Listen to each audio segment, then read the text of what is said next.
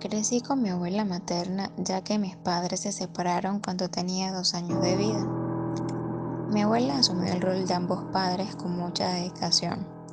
Ella era una abuela de campo, una señora muy recia pero muy atenta conmigo. Cuando era pequeña no entendía por qué mis abuelos se habían separado. Mi abuelo vivía en la casa de una tía y en las tardes visitaba a mi abuelo materno, quien se llamaba Domingo. A él hay que resaltar que le gustaba mucho fumar. Yo era una niña de tan solo 7 años. No sabía que mi abuelo padecía de cáncer en sus pulmones. Cada que lo visitaba, mi abuelo me enviaba a escondidas a comprarle cigarros y dárselos sin que mis tías y mi abuela vieran cuando se lo entregaba. Se preguntarán cómo a una niña de 7 años le vendían cigarros. Y sí, en donde crecí, para ese entonces no estaba prohibido tal acto. Pasaron los meses y una tarde, como de costumbre, fui a visitar a mi abuelo en casa de mi tía. Recuerdo que él se encontraba en la cama acostado, y para mí era extraño, pues casi siempre se encontraba bajo un árbol de aguacate que tenía mi tía en su patio. Ese día mi abuelo se encontraba sin ánimos en la cama, se veía muy cansado. Yo comencé a llorar frente a mi abuelo, y él con cariño colocó su mano en mi rostro y me dijo: "No llores, mi niña. Cuando regrese del médico iré a visitarte donde tu abuelo. Te lo prometo". Al rato llegaron 2 jóvenes de la ambulancia y llegaban justamente a buscarlo a él. Aún recuerdo su rostro cuando salía de la casa de mi tía. Pasaron los días y yo felizmente asistía a mi escuela en las mañanas como de costumbre y llegaba a mediodía donde mi abuela. 22 días después, cuando regresaba de clases, entré a casa y vi una urna en medio de la sala. Yo tenía mucho miedo. No me atrevía a preguntar quién estaba allí, menos deseaba asomarme. Durante el día comenzó a llegar mucha gente a la casa de mi abuela al velorio, y entre esos muchos niños de mi edad, y me resultaba fantástico jugar con tantos niños. En realidad, para mí, ese fue un día de muchos juegos. Pero a las 10 de la noche me dio mucha curiosidad asomarme a mirar quién estaba dentro de la urna. Yo veía que las personas hacían cola para ver a esa persona y salían de allí llorando. No aguanté la curiosidad, tomé el valor y sí, me asomé. Cuando vi, era mi abuelo Domingo. En ese momento quedé aterrorizada mirando, pues entendía que poco a poco lo que estaba sucediendo era que ya no lo vería a él más. Mientras lo miraba fijamente, sucedió algo inesperado. Mi abuelo abrió sus ojos y me miró fijamente a los míos mientras estaba en la urna. Él cumplió su promesa de venir a verme cuando regresara del médico. Mi vida a partir de ese momento comenzó a cambiar.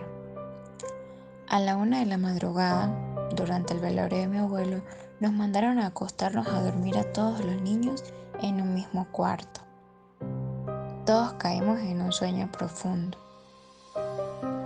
De repente, algo me despertó muy rápido y mi sueño desapareció como si nada. Cuando abrí los ojos, mi abuelo estaba frente a mí. Fue muy sorpresivo para mí, pues sabía que él ya estaba muerto y yo como niña no sabía qué hacer. Pero él sonrió y me calmó. Me dijo que me fuera con él y me extendió su mano. Yo le dije que no podía, que para eso debía pedir permiso. Él sonrió y me dijo que estaría conmigo acompañándome cada día, que nunca más estaría sola. Y fue así como comencé a ver cosas que no pensé que se podían ver. Mi ojo espiritual cada vez veía más cosas que no debía ver una niña de 7 años. Cada noche veía a mi abuelo sentado en la parte de atrás de la casa de mi abuela, y él sabía que yo podía verlo. Con el paso del tiempo no fue solo a mi abuelo al que veía. Cuando tenía 14 años, cosas más poderosas comenzaron a notar mi don. Fue así como cada noche a las 11:45 llegaba algo a la esquina del techo de mi habitación y aterrizaba con mucha fuerza en el mismo lugar. Yo sabía que lo que llegaba a la esquina del techo de mi cuarto no era normal, pues sentía un calor inexplicable en mi cuerpo con esa presencia y un miedo realmente petrificante. Yo decidí ignorarlo. Lo que hacía era que me acostaba a dormir para así poder, ignorar esas cosas extrañas en el techo. Así pasaron los meses, hasta que un día se me hizo muy tarde para preparar una exposición que debía entregar en clase al otro día. Como de costumbre, esa cosa espantosa llegó al techo de mi habitación a las 11:45. Pero yo esta vez decidí ignorarlo, pues primero estaban mis clases y no me acostaría a dormir a esa hora. El trabajo de la exposición los terminé a las 2 de la madrugada. No había escuchado nada más en el techo, solo el aterrizaje de eso a las 11:45. Pero cuando decidí acostarme a dormir, acababa de recostar mi cabeza en la almohada cuando algo apagó la luz de mi habitación y al mismo tiempo encendió la pantalla de mi teléfono en la parte de juego. Yo del susto me senté inmediatamente y lo que sea que haya hecho eso volvió a prender la luz y apagó la pantalla de mi teléfono. Eso ocurrió aproximadamente 5 veces seguidas esa misma madrugada. Fue tanto el miedo que por teléfono decidí llamar ese día a mi madre, que gracias a Dios se había quedado también en la casa de mi abuela y quien estaba durmiendo apenas 2 cuartos más allá del mío. Yo no tenía el valor de salir al pasillo de la casa. Algo me decía que vería cosas terribles y no deseaba esa mala experiencia antes de dormir. Mi mamá respondió la llamada en la madrugada y en menos de 5 minutos estaba tocando la puerta de mi cuarto. Yo por supuesto le conté todo lo que había pasado, pero ella no me creyó. Llevé mi colchón para colocarlo en el piso de la habitación donde dormía mi madre esa madrugada y así, de alguna manera, yo sentirme un poco tranquila y lograr dormir aunque fuesen unas horas. En efecto, todo iba bien, pero cuando estaba comenzando a quedarme dormida, escuché que algo respiraba muy fuerte cerca de mí. Pensé mucho si debía voltear o no, pero tomé el valor para voltear y ver qué era lo que sucedía, qué era lo que había cerca de mí. Cuando me di cuenta, había un perro negro con ojos amarillos. El perro parecía un pastor, pero era grande y estaba echado debajo de la cama donde estaba durmiendo mi madre. Ese animal se veía furioso y la verdad no dejaba de mirarme.